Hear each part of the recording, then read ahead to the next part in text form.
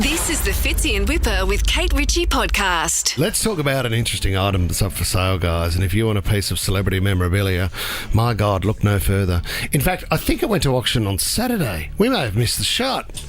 Did it sell, Jess? You're across this auction. What is it? Unconfirmed, but it was auctioned on Saturday. I don't know how much it actually went for. Okay, It's a great item. The reason I want to bring this up too, Fitz, is because we've had a guy by the name of Richard Wilkins. Dickie the Donkey is another name for him. Happy 70th, Dickie too, as well. Do you know what was funny? I watching Channel 9 the other day.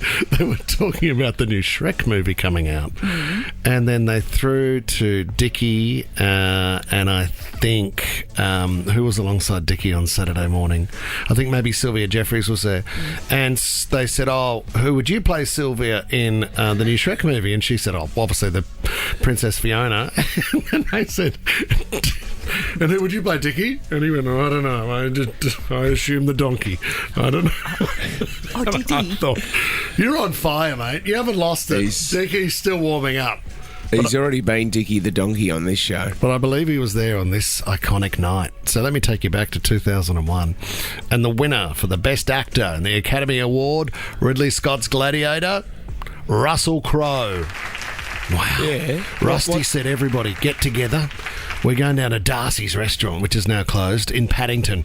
Yep. You need to be there. Nicole Kidman arrives. A few other celebrities. They kick into gear. It's been described as a very, very long lunch. Yeah. Massive lunch that just continued to go on. I love a long lunch. They were upstairs, and at one stage, Russell decided to get on a table, raise his hand with the Oscar, of course, and stuck it through the ceiling. Are you not entertained? We are now. There's an Oscar hanging from the ceiling. You don't see that every day. They're quite heavy, aren't they? So, yeah, they are. So, one patron said, oh, my God, look what's happened to the roof. Hey, I've got an idea. Get on the chair, guys. Russell, you sign it. Nicole Kidman, you sign it. So being auctioned is part of the roof from the restaurant where the Oscar went straight through the roof. So it's like a panel. It's like a panel of plasterboard signed by Nicole Kidman and Russell Crowe. Wow. Come on. I quite like it.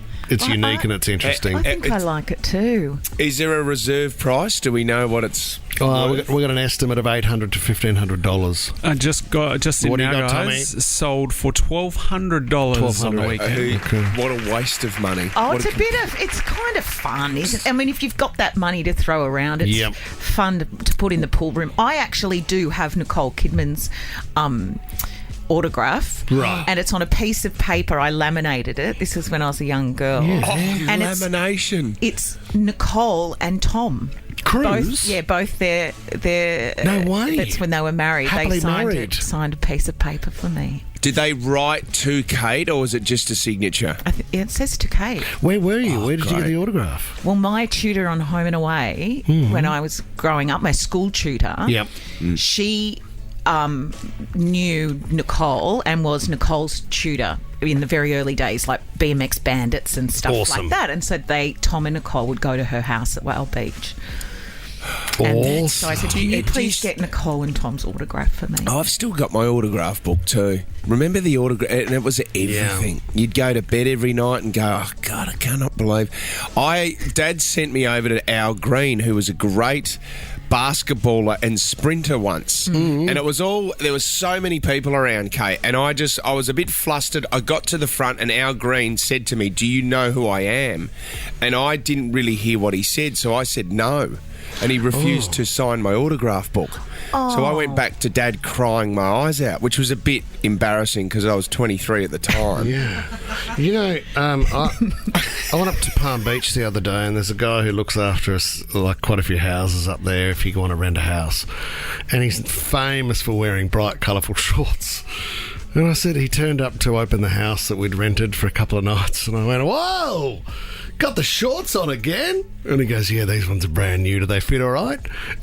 And I said, yeah, they fit all right. And he goes, because they're not mine. They're the Kid Leroy's. I said, what are you talking about?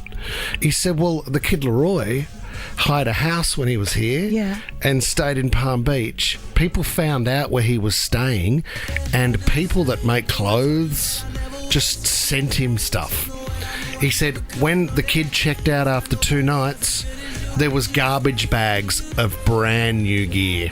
That's like, amazing. I had to take garbage bags of clothes. Yeah. To donate, obviously. donate. Tarot cash. Red Cross. To YD, himself. politic. And obviously, he got the good shorts. But that was just the freebies that were thrown his way. That's a pretty cool story too. That's the best story I've ever told on air. That is, what a great way to start the week. That's such a cool It's such a cool story, yeah.